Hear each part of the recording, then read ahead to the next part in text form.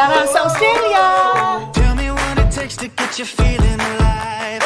Tell me how to show you it's a beautiful life. Bayan, mga ka-student visa na nasa Australia, sa mga nasa Pilipinas po at saan mang sulok ng mundo. Magandang araw sa ating lahat. Nandito ako ngayon ulit sa University Kitchen. Actually, nagla-lunch ako. Ayan, no. Yan. Ang baon ko, meron akong mansanas, ubas, at orange. Tapos meron akong tuna flakes. Masarap to. Ewan ko lang kung ano. Kalimutan ko na anong brand. Tapos kanin, talagang kahit nandito tayo sa ibang bansa ay hindi talaga mawawala ang kanin. Ngayon, bali, realization lang ang gusto kong ipag-usapan natin sa loob ng 5 buwan na nandito kami sa Australia. So, parang random thoughts lang. Wala pa kasi akong maisip na i-share sa inyo at the past few days ay sobrang nabisi talaga ako sa school. So kung mapapansin nyo, usually ang vlog ko ay naka-student visa ako, pero usually sa school talaga yung binavlog ko kasi umikot ang buhay ko ngayon bilang estudyante dito sa Brisbane, Australia. Siniseryoso ko po talaga kasi last term, sa statistics lang po sa buong CQU campuses, nasa around 23 po ang nag-failed sa subject. Sa accounting in Australia naman, nasa 17. So, gusto ko lang pong sabihin sa inyo na nagbabagsak po talaga sila dito. Depende siguro sa university, school, or colleges na napasukan natin, pero kailangan po talaga namin magseryoso. Katulad yan, yung isang kaklase ko po, 2 subject yung na-fail niya last term. Yung tuition fee lang po, magkano yun? Almost 9,000 yung 2 subject. Nag-uulit siya, and then yung time effort niya na consume niya po nung pinag-aaralan niya yung 2 subjects na yun ay hindi po biro. Kaya ito lang din masasabi ko sa mga nagbabalak po na mag-aral dito is talaga pong kailangan nating magseryoso. So, kakain lang muna ako, tapos babalikan ko kayo kung ano yung mga realizations ko na pwede kong ibahagi sa inyo, na lalo na sa mga nagbabalak po na pumunta dito, kaya malamang nanonood ka ng aking mga vlogs para magkaroon kayo ng idea or information, although tama naman po na magkakaiba tayo ng sitwasyon sa buhay at mga pinagdadaanan, challenges, skills, qualifications, at kung ano pa man, mga personal na buhay natin. Pero at least may idea lang po kayo kung ano po yung kakaharapin natin pagdating dito sa Australia. Katatapos ko lang kumain ng lunch, ang pasok ko naman ay 2:00. Hugasan lang muna natin na pinagkain ko.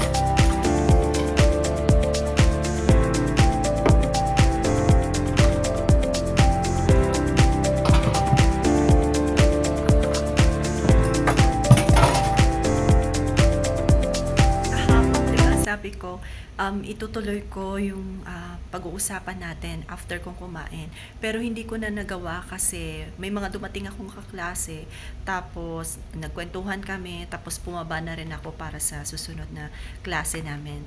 Bali, ngayon itutuloy ko. Nandito ulit ako sa student kitchen.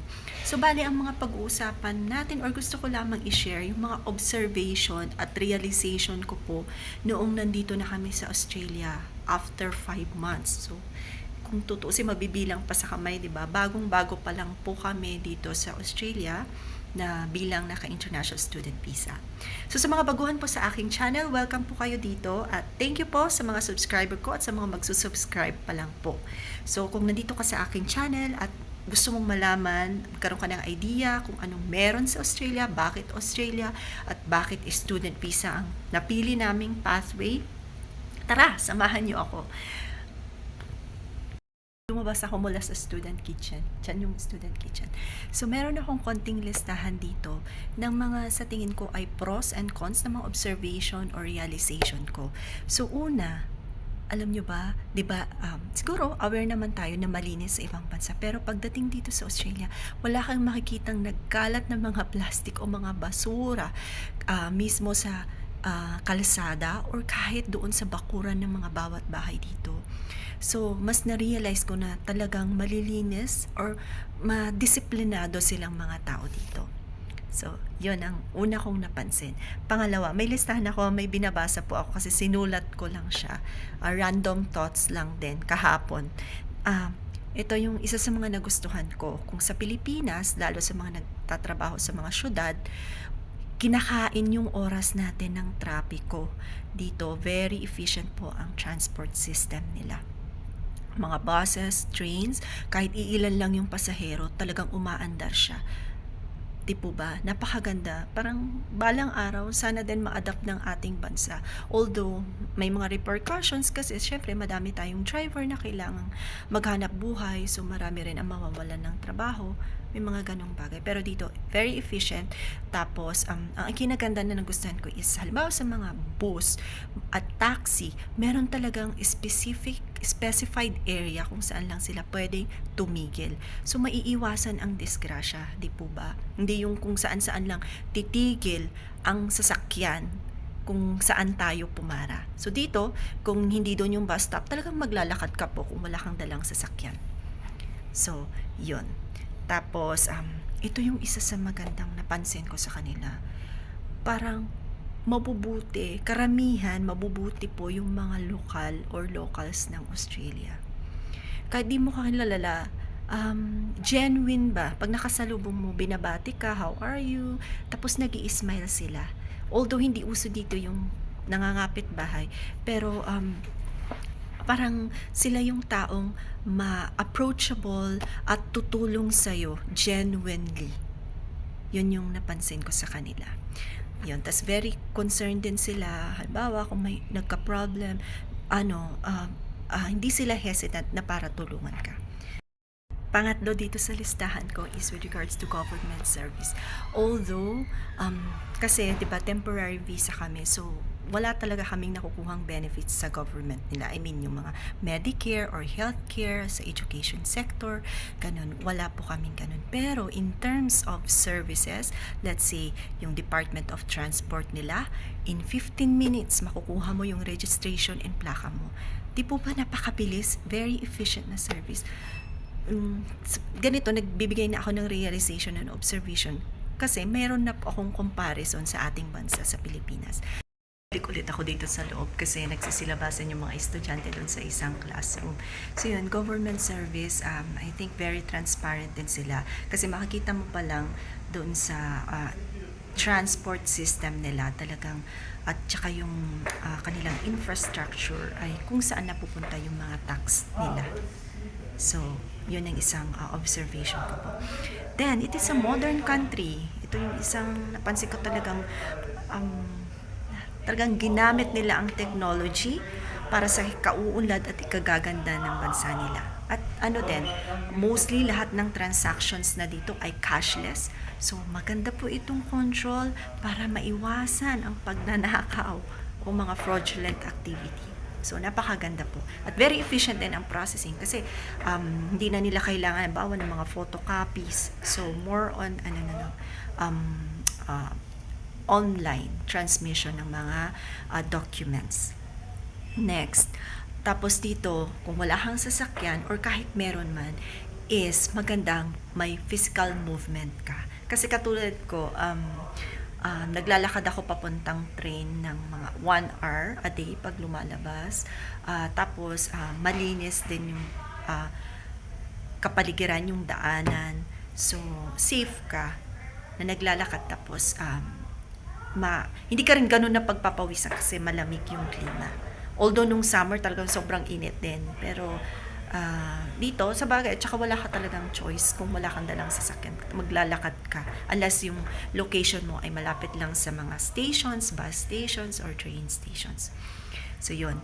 Ang isang realization ko naman is, ito yung mga mabibigat na bagay na habang nandito kami. So, una, pag bago ka, siguro, normal ito, lalo sa mga nangingibang bansa, ay ma-homesick. Although kasama ko yung pamilya ko dito, hindi ko po maiwasang ma-homesick kasi hinahanap ko yung nakasanayan kong pamumuhay at buhay sa Pilipinas. Tingin ko, hindi mo po yun maiwasan. Minsan mapapatingin ka sa ulap, ito rin yung blue na ulap, ito rin yung nakikita nila sa Pilipinas. Yun, tapos na-miss ko yung bahay namin, si Inang at Amang ko, mga kapatid ko. Yun. So, ito yung isa sa mga challenges ng pagpunta po sa ibang bansa or dito sa Australia. Yung susunod is, totoo po na mahirap makahanap ng trabaho dito sa halos lahat ng estudyante na nakausap ko na po dito ay yun po talaga ang complaint. Naisip ko kasi usually mga professionals na po ang nag-student visa po dito. Pero bakit nahihirapan ng trabaho? Noong una, naisip ko na kasi walang local experience. Pero ang napansin ko is grabe po ang competition. So hindi lang Pilipinas ang nandito ng mga tao na babakas sakali na mabigyan ng opportunity sa Australia. So all over the world po, madaming gustong pumasok sa Australia at dito manirahan o mamuhay. Kung kaya't grabe po ang competition. Yun yung isang nakita ko na dahilan kung bakit mahirap makahanap ng trabaho. Tapos ito, actually sa estudyante mas lalo kasi limitado lang po ang oras namin. Usually ang mga employer hinahanap naman nila ay full-time. So doon kami nahihirapan. Tuloy ko kasi may mga pumapasok nahihiya ako. Actually, mahihiyain talaga ako pero nakapag-vlog ako kasi gusto ko talagang i-document yung buhay namin dito. Kasi itong YouTube hindi ito mabubura. So, nandyan lang siya. Balang araw babalikan ko.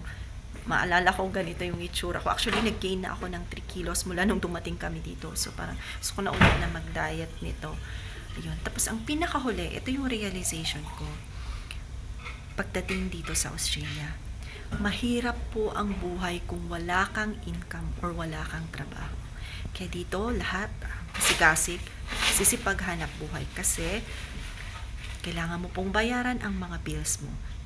And fix po ang mga bills dito, hindi kagaya sa atin sa Pilipinas na pwedeng hindi ka umupa. Dito kailangan mo pong magbayad ng upa at napakalaki, napakamahal po ng upa. Swerte lang po kami dahil tumitira kami ngayon sa bahay ng kapatid ko at ng brother-in-law ko o ng pamilya po nila. So malaking bagay po iyon sa aming transition habang ako'y nag-aaral dito sa Australia. So, yun, kailangan po talaga natin ditong magtrabaho at mag-ipon. So kung ang nakasanayan mong buhay sa Pilipinas ay komportable dito sa unang taon o ilang taon, kailangan nating mag-ipon po para meron tayong huhugutin sa susunod na mga araw. So, yun lang ang aking i-share ngayong araw. Maraming salamat po. Please continue to like and subscribe my YouTube channel. Ako at Australia for more updates regarding our life here in Australia on a student visa